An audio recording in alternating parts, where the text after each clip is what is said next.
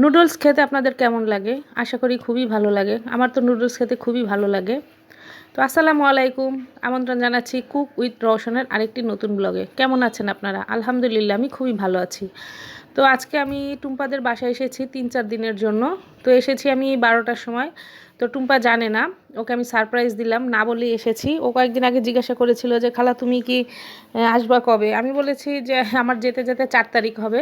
কিন্তু আমি এসেছি আজকে ১ তারিখ।"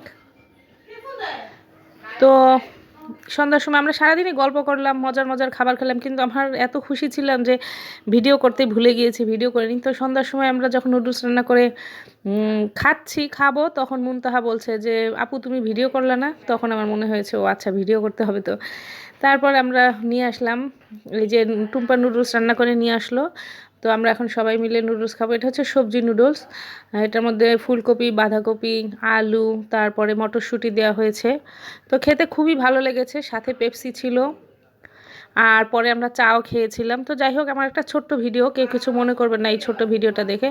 তো আমার এরকম ভিডিও যদি আপনাদের ভালো লাগে তাহলে অবশ্যই লাইক, কমেন্ট, শেয়ার করবেন। আর কমেন্ট করে আপনাদের মূল্যবান মতামত অবশ্যই জানাবেন।